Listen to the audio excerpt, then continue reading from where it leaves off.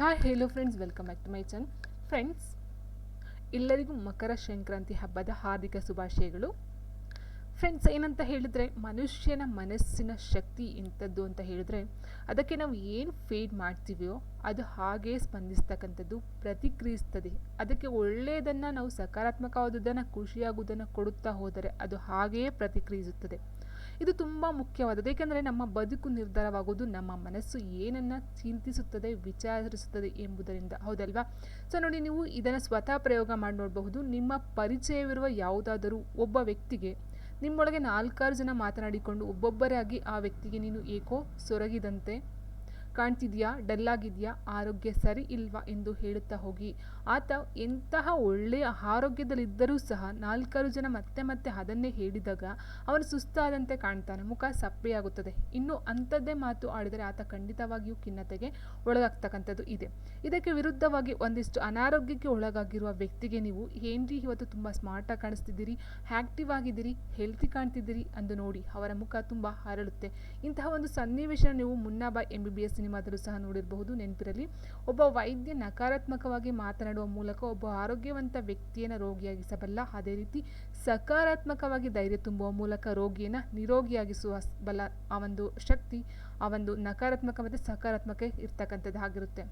ನೋಡಿ ಫ್ರೆಂಡ್ಸ್, ಬೇರೆಯವರ ಮನಸ್ಸನ್ನು ಸಕಾರಾತ್ಮಕವಾಗಿ ಮತ್ತು ನಕಾರಾತ್ಮಕವಾಗಿ ನೀವು ಹೇಗೆ ಪ್ರಭಾವಿಸಬಲ್ಲಿರೋ, ನಿಮ್ಮ ಮನಸ್ಸನ್ನು ನೀವು ಹಾಗೆ ಪ್ರಭಾವಿಸಬಲ್ಲಿರಿ. ನಾನು ಸೋಲಬಹುದು, ಸೋಲುತ್ತೇನೆ ಎಂದು ಮತ್ತೆ ಮತ್ತೆ ಅಂದುಕೊಂಡರೆ ನೀವು ಗೆಲ್ಲುವ ಸಾಧ್ಯತೆ ಇದ್ದರೂ ಸಹ ಸೋಲುತ್ತೀರಿ.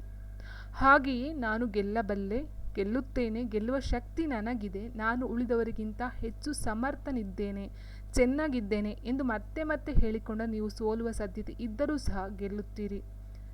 ನೀವು ಇಂತಹ ಸಾಕಷ್ಟು ಉದಾಹರಣೆಗಳನ್ನು ನಿತ್ಯವೂ ನೋಡಿರಬಹುದು. ಕಾಲಿಲ್ಲದಿದ್ದರೂ ನಾನು ಓಡಬಲ್ಲೆ, ಈಜಬಲ್ಲೆ ಅಂದುಕೊಳ್ಳೋರು ರಾಷ್ಟ್ರೀಯ ಅಂತಾರಾಷ್ಟ್ರೀಯ ಸ್ಪರ್ಧೆಗಳಲ್ಲಿ ಭಾಗವಹಿಸಿ ಬಹುಮಾನಗಳನ್ನು ಸಹ ಗೆಲ್ತಾ ಇದ್ದಾರೆ.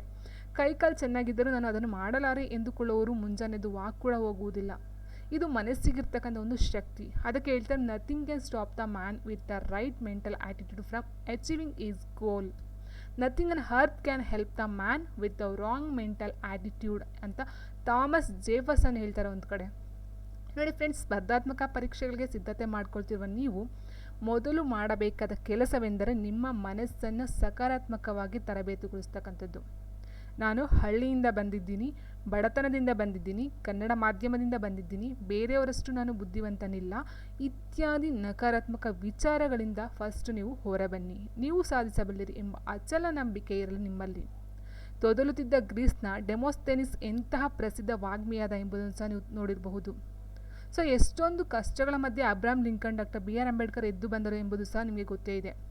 ಸೊ ಅವರು ಸಾಧಿಸಲು ಸಾಧ್ಯವಿದ್ದರೆ ನೀವು ಸಹ ಸಾಧಿಸಬಲ್ಲಿರಿ, ಹೌದಲ್ವಾ? ಹಾಗೆಂದು ನಿಮ್ಮ ಮನಸ್ಸಿಗೆ ಮನದಟ್ಟನ್ನು ನೀವು ಮಾಡಿ.